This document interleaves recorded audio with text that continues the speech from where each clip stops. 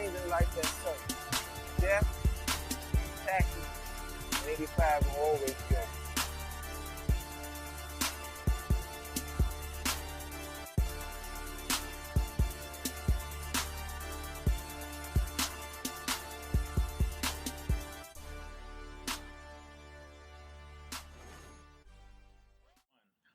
Welcome to New Stripe City, a podcast for diehard Bengals fans. I'm your host, Ace Boogie, and today we'll be touching on a couple of topics, man. First off, I just want to let you guys know, thank you for tuning in. I appreciate the love that we've been getting on our Facebook, on New Stripe City.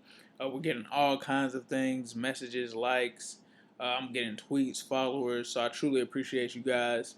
Be on the lookout, man. I told you guys last episode that we are coming out with a website. If you've been following me on Facebook, I've been putting up some screenshots of the website. I'm really excited for this project, man. I'm not going to give too much away, but just stay tuned for that. We're about 60 to 70% done with it. We're definitely going to launch it, so stay tuned for the details. I'll keep you updated on that. I also changed the Twitter to @NewStripeCity, so it makes it a little bit easier for you guys. So if you want to follow me on Twitter, you can follow me there. And as always, you guys know to subscribe to our YouTube. I upload videos of these conversations there as well, and I will be coming out with some more new content strictly for YouTube. I know that these videos are pretty long as far as YouTube, so I have some ideas to come out with some shorter snippet videos, especially with some draft stuff, some news bite things, and I kind of also want to put out some videos getting and garnering some of the interest in your questions. You can also send us questions on our Facebook. I had a couple of guys send me questions there. You can also leave them in the YouTube comments on our YouTube channel. Our YouTube channel is New Stripe City, so you can find us there, or you can find us at Facebook with the same thing. So yeah, definitely leave your questions there, and I'll be able to respond to them directly, and I'll also respond on the show as well. So with that being said, we have a couple things that we want to get into. Now, I did say that I was going to have the wise guys on. We decided to kind of delay that a little bit with the NFL Combine coming up starting Friday. So I wanted to touch on several things, mainly sort of some off-the-field stuff with J.K. Schaffer. We'll also touch on some of those comp picks that the Bengals received. We'll talk about the Bengals' chances of looking at a guy like Nick Mangold, who was actually a center that was cut from the Jets, played at Ohio State. I'll also get into a little bit of some running back talk. There's been a lot of talk about that, so I felt with the Combine starting this weekend, or starting Friday, with running backs, I'll talk a little bit about running backs. So with that being said, I just really want to first start off things talking about J.K. Schaffer. Okay, so for those of you guys who don't know, former Bengal J.K. Schaffer, he played for the Bengals for 2 years, from 2012 to 2014, and he kind of had some strange behavior lately. Basically, he attacked a man, ran across the street to a church, exposed himself to a child and his father. Then he went inside of the church, confessed to having beaten up a man, and asked to borrow a car. I don't know what is going on with him, but that's pretty wild. Like, usually I don't really talk about too much of the off the field stuff, but to me it just seems like, some people are saying, oh, it's probably drugs. To me, I think it might be, in a sense, a concussion issue. The guy had to actually retire due to, having so many concussions at the end of his career. And some of this behavior dude is exhibiting is not normal. It's it's kind of weird. And some of the witnesses outside of the church, apparently it was at the Book of Acts Tabernacle Church located on Chapel Road. And someone said that here comes this guy coming across the field and just looks kind of really strong, like something was wrong, and then he laid down in our parking lot. That's just kind of weird, bruh. Like, that's definitely kind of weird. And the guy basically asked him, are you all right, man? And he said that he got down like a frog, put his rear on his heels, and said, I've never been better. That's crazy, bro. So you think that it ends there, but it doesn't. He actually gets to church. I mean, not to church, but he actually goes into in the court and everything to talk about everything, and he's like asking the judge if the prosecutor is his lawyer. And at the end, he basically said that this day is the best day of my life. So his behavior is very weird, and to me, I don't think it's drugs. I honestly think that it has to do with some of the trauma and some of the hits to the head. I don't know if you guys have seen the movie Concussion, but if you have, it's based on a true story where, there were a lot of guys who took hits to the head that exhibited erratic behavior like this. And it's just really kind of sad, man. I mean, he just doesn't seem like he's the same person. And that's what his dad said. He said, "This isn't my son." So, I mean, this guy, man, let's just hope that he gets things together. I don't even know what you can really do at this point. It seems like the damage has been done on his head. So hopefully, man, he can get things together. And I'm pulling for him to try to get his head back, man. I don't even know how you would even do that, but this is why people need to take concussions seriously, man. I mean, we just saw a Bengal linebacker just retire. I mean, obviously he said that it wasn't for those reasons, but you can kind of understand why some guys kind of leave the game due to all of those hits to the head. You look at Luke Kuechly, man, and you have to wonder how much is it really worth. Like mental illness and stuff like that isn't anything to play with.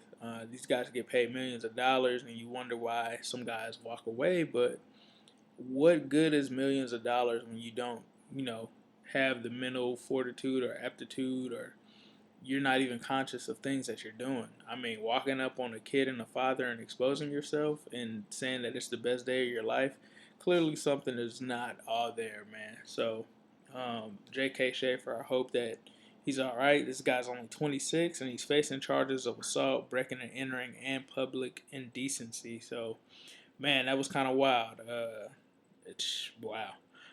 But we won't get too tied up into that, and we'll move on to some of the other things. So, on the good side of things, the Bengals decided to retire Shane Graham as a Bengal. Shane Graham, or vice versa. I'm not sure exactly what it was, but it was kind of cool to see a guy come back and sign a one-day contract to retire as a Bengal. And Shane Graham had a lot of cool things to say about the organization. He actually realized that he kind of took Cincinnati for granted, and he didn't realize it until he went and played for a whole bunch of other teams. And I thought that was interesting because a lot of guys from back in the era when he played didn't appreciate the Bengals as much, or some guys used to kind of slam them back in that day, back in that era. And he, for a little bit, actually got to see some progress on our side, but he didn't really play too much in the newer era. So it was interesting to see a guy from that era come back and get retired as a Bengal.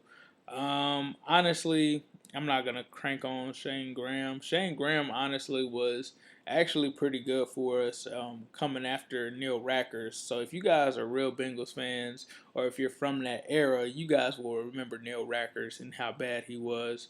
Shane Graham came in and gave us a kicker that was pretty good for a while. I mean, obviously, towards the end of his Bengals career, wasn't as great. But, I mean, overall, he had a great career here, so it was cool to see that. Let's also talk about these comp picks. Now, I'm not going to lie, man. I really don't understand this formula that they come out with, and I knew not that I wasn't going to understand it, but to the point where we're getting fourth, fifth, and sixth rounders. I just don't understand that, man. I don't understand how you look at a Marvin Jones and say that that's a fourth round compensation, but the Steelers got a third. Come on, man. I truly don't understand it. They need to reveal this formula. I don't understand why it's private.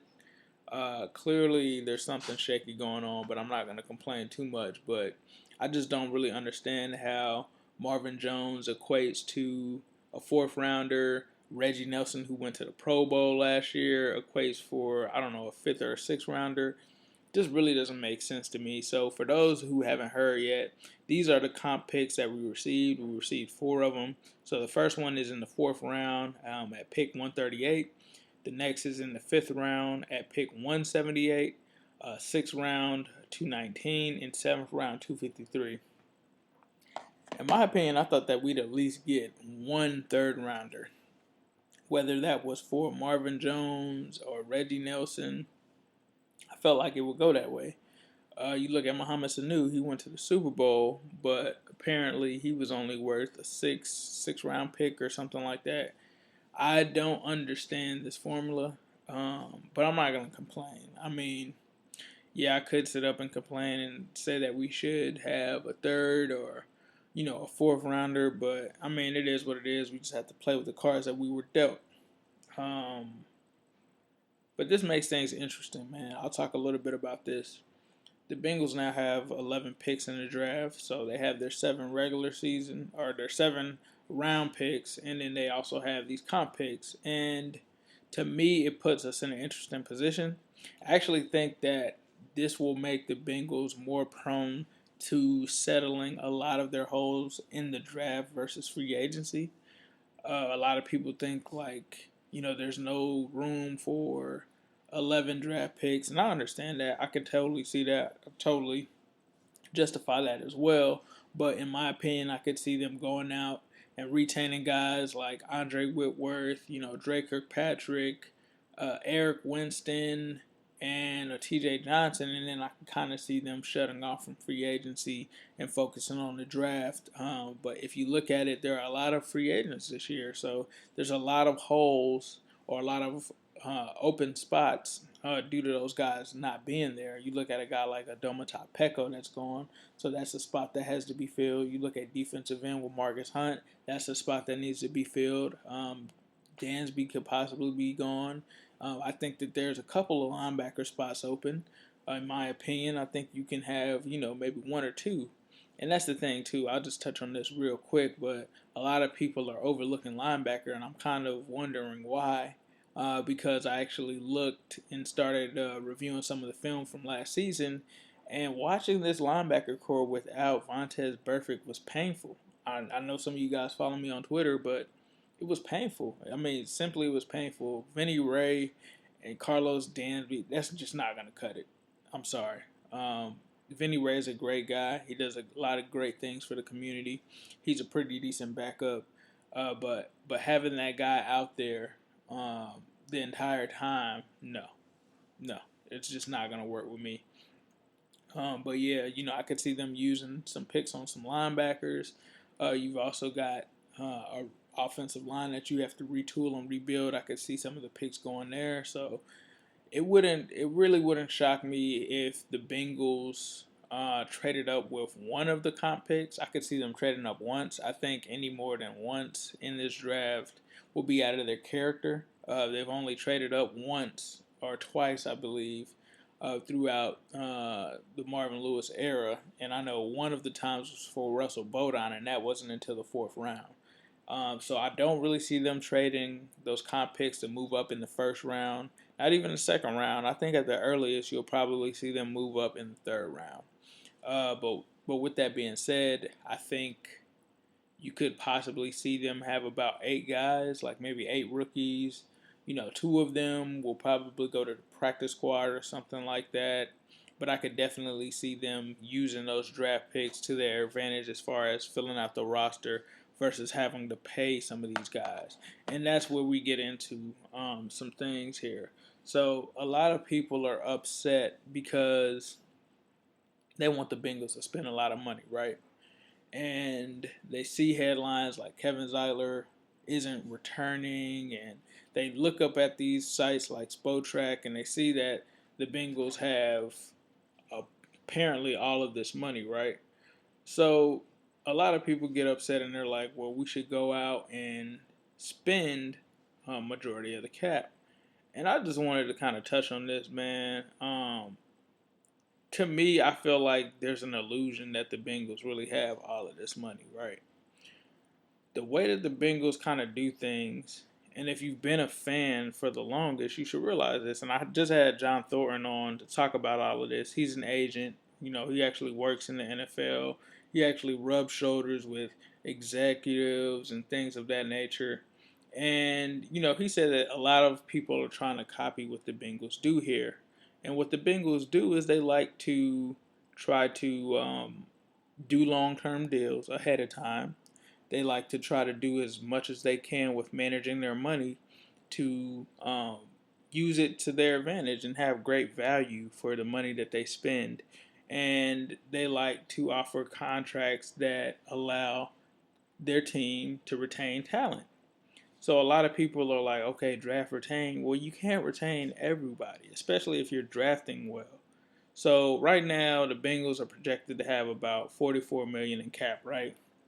So everyone's saying, oh, well, we can sign all three, Dre, Kevin Zeitler, and Andrew Whitworth.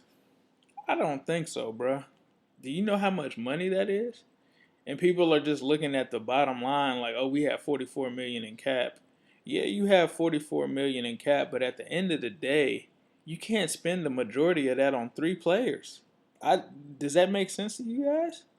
Like, you have to have a roster that gets to 90 players, guys. Let's just be real. You have to have that.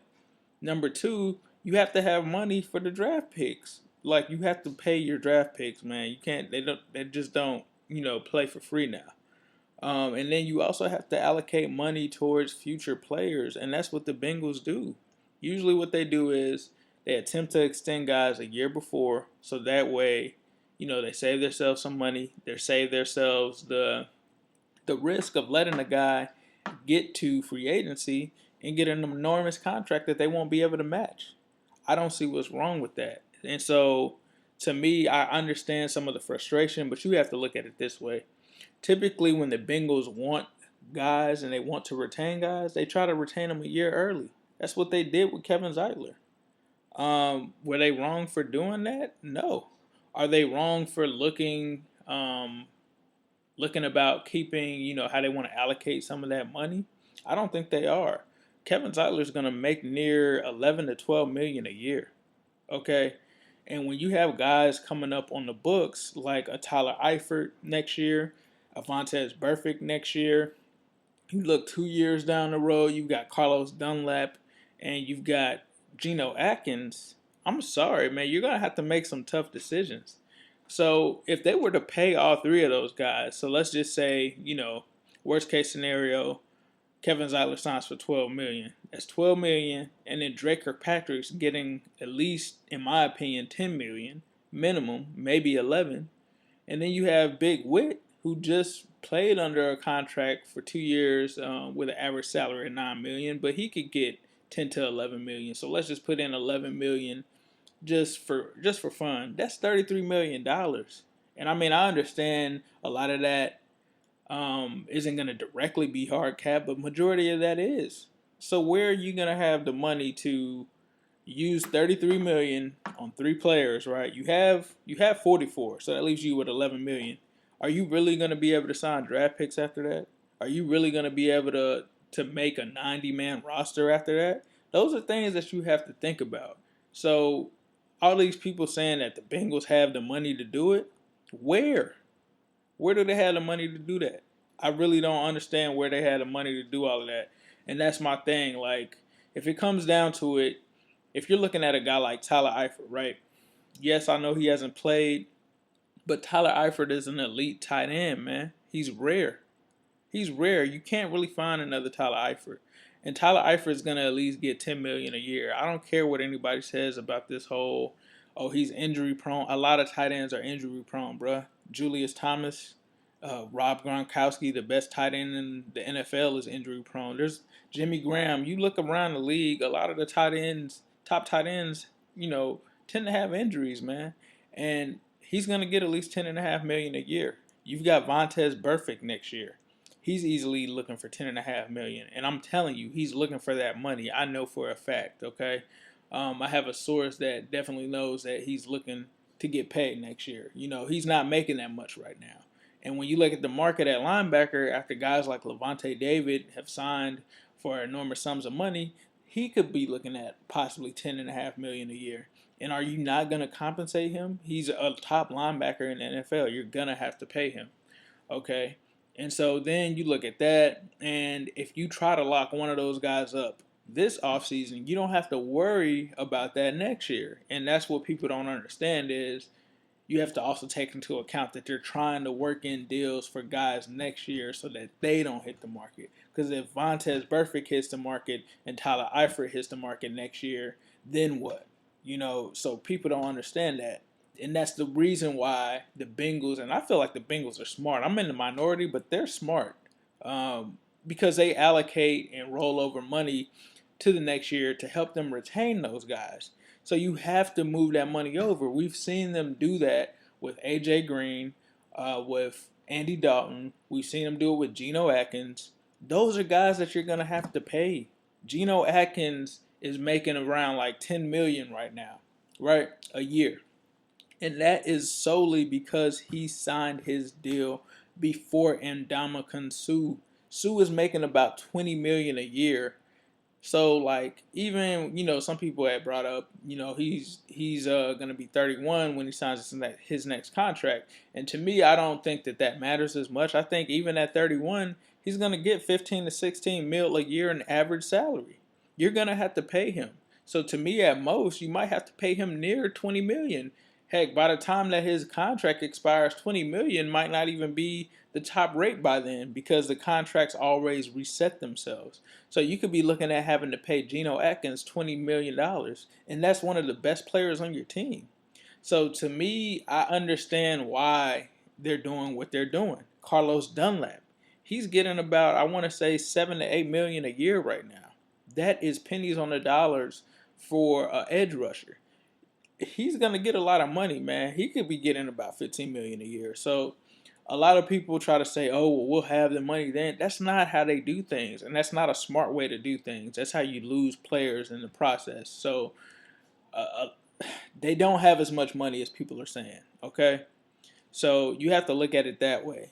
There's a lot of things that they have to do in terms of using some of that money for this year's draft picks, retaining guys like Rex Burkhead and things of that nature, making sure that they actually can have a 90-man roster, money for their draft picks and all of that, plus money for extensions for next year. That's what they tried to do earlier this year. You saw that with, well, not this year, but you know what I mean. Early in 2016, they tried to re-sign Gio, and they did. They were able to do it. So to me, it's not a matter of the Bengals not wanting to retain Kevin Zeitler. It's how can we retain Kevin Zeitler, Andrew Whitworth, and Dre Kirkpatrick and still have money left over to make sure that we lock up a Tyler Eifert or a Vontaze Burfict next year. And in my opinion, I love Kevin Zeitler. You guys have heard me talk about him on this show. Honestly, if it was my choice between, Kevin Zeitler and Andrew Whitworth, I would probably go with Kevin Zeitler from the fact that he's young. But when you look at how this roster is built, they're really ready to move on from Kevin Zeitler. They are not ready to move on from Andrew Whitworth. So I understand what their logic is behind that. But you have to understand, man, these NFL players get paid money. You have to pay your best players money. I would be hard pressed to say that Kevin Zeitler is better than Geno Atkins, Vontaze Burfict, Tyler Eifert, even with the injuries, man. I mean, even with the injuries we saw last year, and that's what kills me with our fans, man. A lot of people are like, no, don't pay Eifert because he got hurt. These were the same people crying, saying that our red zone offense wasn't as good last year. So you can only have it one or two ways, man. I mean, if that didn't show you how much of the value that Eifert has, I don't know what does. And I mean, after Marvin Jones left, Eifert was the second best weapon in the passing game. So how can you not want to keep him? That's not smart. So I understand what the Bengals are doing. I know that I'm in the minority with this, but I understand what they're doing. I mean, I have no qualms against what they're doing, and in order for you to be a successful franchise, and if other NFL teams want to emulate what you do, like John Thornton said, there's nothing that they're doing that's wrong. Okay, so If they can go ahead and draft a guy and pay him considerably less than a Kevin Zeitler or any of these other free agent positions, then do it. But if you can do that and retain a guy, if that means retaining a guy like Vontez Burfict, Eifert, and Dunlap and Geno, then do it. I have no problems with that. So I'll get off of my mini rant there, and we'll start to talk about some of these running backs, right? So as we know, as I stated earlier, the running back position starts this Friday for the combine. It's going to be very interesting. A lot of people have kind of stated that the Bengals could take a hard look at Leonard Fournette and Dalvin Cook at number 9. I have my own feelings on this. I'm not sure how the Bengals feel. I think Marvin Lewis said that they'll consider it, but they're real. Actually, I do know a little bit. Jeff Hobson did say that the Bengals haven't given up on Jeremy Hill, and in my opinion, they shouldn't. I don't know, man. To me, I feel like this whole running back situation is being overblown. When you look at the team last year, I believe they finished 12th or 13th in the league in rushing. I mean, outside of, and I think I was reading somewhere, outside of yards per carry, they really didn't struggle like that, man. But you would think that we were the New York Giants or, the Jacksonville Jaguars when it comes to our running game. To me, there's a combination of things wrong with this team. I'm in the minority that still believes in Jeremy Hill. I used to play football. Every running back needs an offensive line. I don't care, unless you're Barry Sanders, every running back needs an offensive line. You need guys to be able to open lanes, and you need to be able to have guys blocking for you, or you're not going to be able to do anything. So we all know that Jeremy Hill did not have a great line last year. It was not good. Andy Dalton didn't have a great line. They weren't good in the run game. If you watch those games, and I'm going back and watching them, look at how many times that line gets blown off of the ball. We're not even talking about sacks. We're not even talking about, opening line. Just look at how many times they get blown off the ball. Then look at how many times Jeremy Hill actually has a hole to run through. Okay? And I get tired of that. People are like, he's not hitting the hole. Well, there's no hole to hit. So I don't understand that. And then this is the thing. Jeremy Hill, it's been reported several times, and I don't understand why people don't take this into account, but he played the season hurt. Majority of the season, Jeremy Hill played hurt. And how people don't think that will affect your performance on the field, I have no idea. I think I gave the example before of Davante Adams. A lot of people 2 years ago who played fantasy football went after Davante Adams, right? But Davante Adams underwhelmed the whole season. People were even saying, "Oh, he could get cut this year." And then Davante Adams, goes out last season and explodes. He looks like he's possibly the best receiver in the Green Bay wide receiving core. And it was because later on, I think he had like a 17 catch game or something. Aaron Rodgers said that he played hurt, and he didn't use it as an excuse, but he took a lot of ridicule because of that. We also look at a guy that played for the Bengals this year, Brandon Lafell. Why do you think that there was a key difference between his 2015 season with the Patriots and 2016 season with the Bengals? It was because he wasn't hurt, and he actually even played hurt through an injury this year. So, but he didn't have anything wrong with his ankle, or I think it was his ankle or his foot, one of the two. I might be wrong, but he had a foot injury. And that significantly slowed his progress. So with Jeremy Hill, he had an injury as well. And I don't understand why people aren't taking that into account. And I hear a lot of people saying that the man was struggling. If Jeremy Hill plays that last game or something and ends the season with 1,000 rushing yards and more than 10 touchdowns, that's a bad season? That's struggling? That's struggling to y'all? Man, it's just like, I don't know, man. I just come from a different view because I remember the season when we had, Law Firm and we had other guys that couldn't run. But it's just, to me, to jump up and say that the Bengals need to pick a running back in the first round, it's kind of weird to me, especially when you have a guy like Jeremy Hill, especially when you have a guy like Giovanni Bernard and Rex Burkhead. I just don't really understand that, man. Um, and the fact that we finished 13th last year is really baffling to me that people say that we have a running back problem. Uh, so that with that, I'll segue into running back. So there's basically a couple of top guys out there. So you have Leonard Fournette out of LSU. You have Dalvin Cook out of Florida State. A lot of people would argue that Joe Mixon is the third best, and then you have Christian McCaffrey. But I'll talk about those top three. So I grew up in Cincy, but I live in Florida, right? I live in Tallahassee. I've seen Dalvin Cook play here for the last 3 years. A lot of people are out there saying, and they're finally opening their eyes and realizing that he could be the best running back in this class. I agree with that.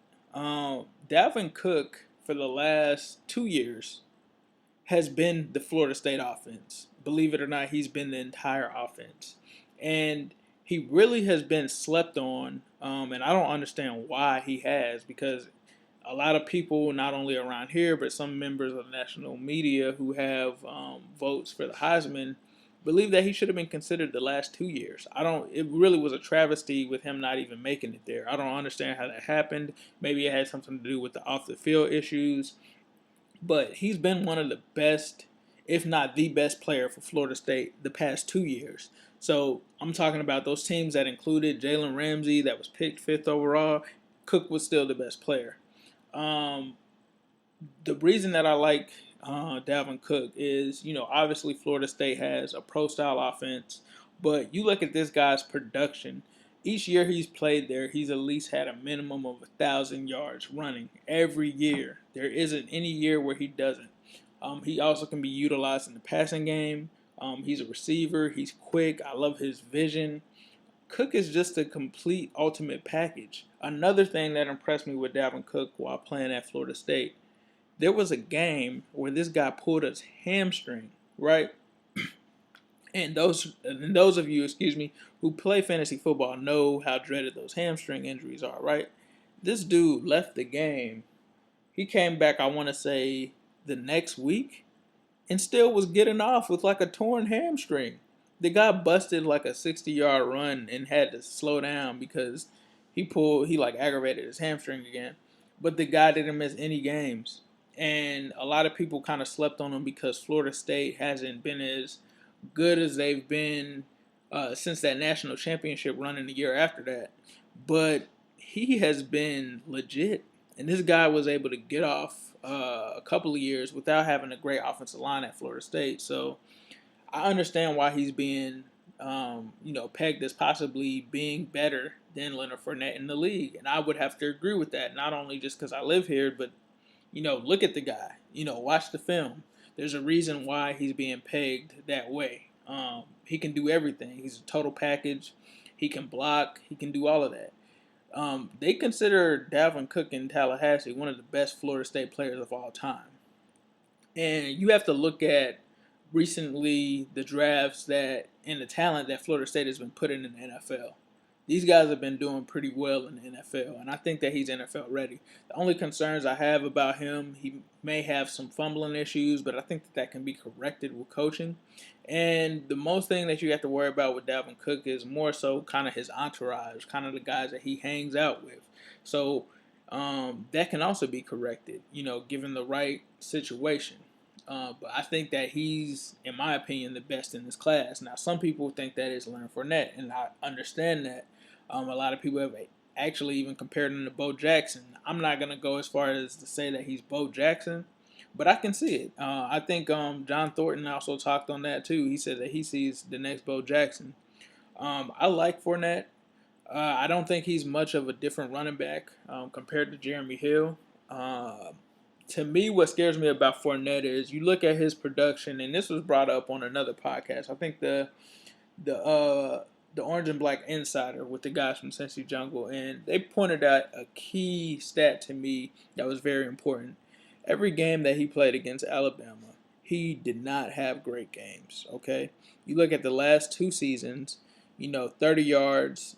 He had about 30 yards against them, and you have to be able to play against premium guys and premium talent.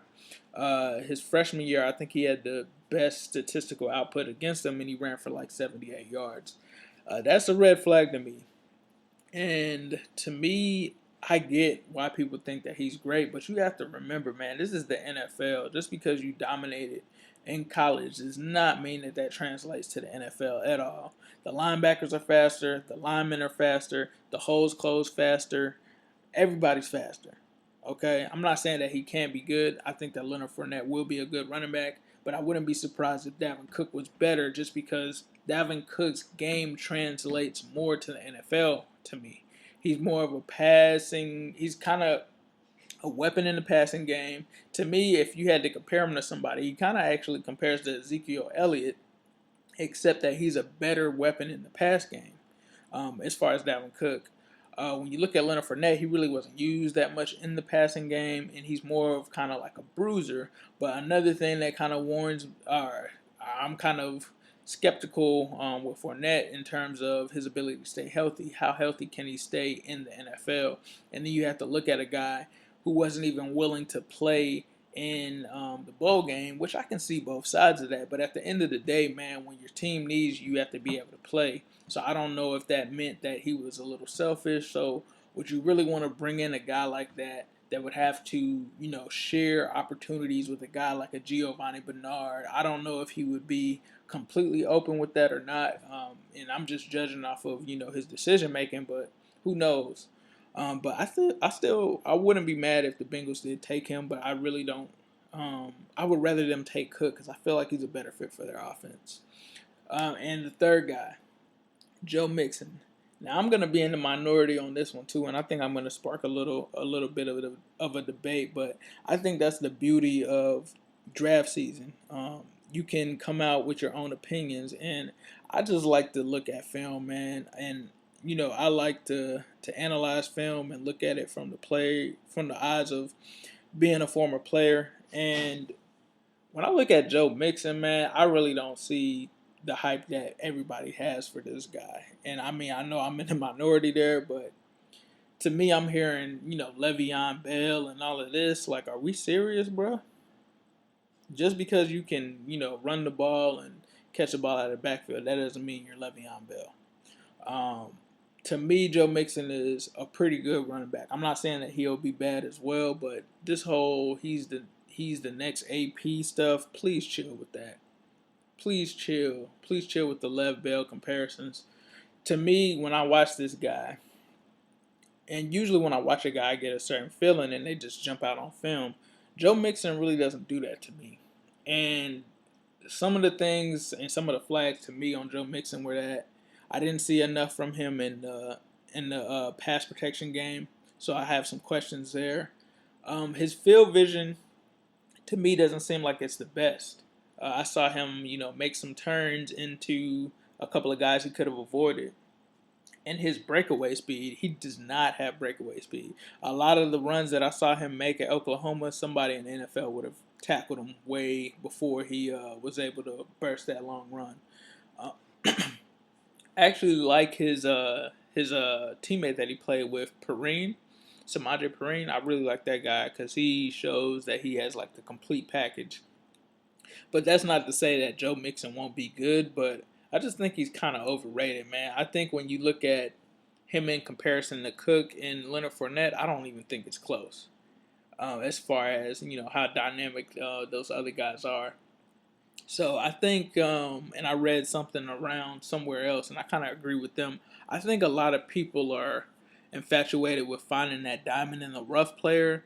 And since he's a guy that, is a talented guy that could go later, I think a lot of people, as a result of that, are kind of hyping him up. But that's my overall thoughts on the running back draft class. I think, in my opinion, I would probably rank it Dalvin Cook, Leonard Fournette, Joe Mixon. I still have to look at a couple of other guys.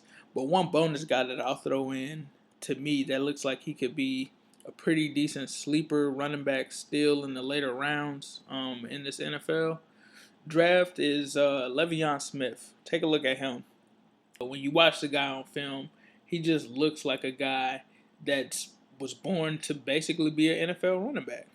He played for Michigan, or not Le'Veon, I'm sorry. Devion Smith. I'm sorry, I said that so wrong. But check him out. If you gave me the choice between some of these guys and a Devion Smith in the later rounds, I'd take the gamble on Devion. Like I said, I'll be dropping some draft nuggets this week, so stay on the lookout for that. Make sure you comment, subscribe. We're in the Android marketplace. We're on iTunes, so make sure you check us out and be on the lookout for that website, man. It's coming. And if you guys have any questions, feel free to leave them there. Oh, I almost forgot. We had one question. Let me go ahead and drop this in before we go. Yeah, this question is from my man Chase Chestnut, and he asked if the Bengals will re-sign Brandon Lafell. I think they will, Chase, and to me, I think it's because they liked what Brandon Lafell brought them last year, not in terms of only his production, but his willingness to be able to pick up the offense and his willingness to be a leader. I think that AJ definitely liked playing with him. I think that he was a good mentor for some of the younger receivers. So I see them bringing him back, and I don't think that he will really cost as much. And, I mean, the guy played well. Why not bring him back? So I could definitely see Brandon Lafell coming back next year, and I think that they will keep him.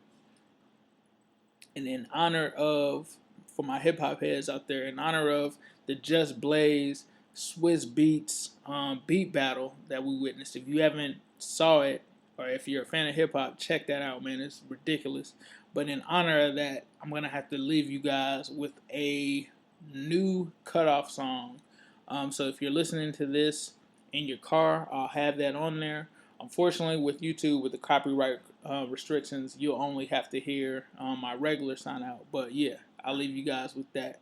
So with that said, like I said, you guys send me your questions, but I'll end this as always with a who day, all day, every day, and especially on Sunday. Always business, never personal. Here's the 3rd and 7, and the carry goes down the field, and it's caught and breathes in for the touchdown. Two things in life that suck: death, taxes, 85 will always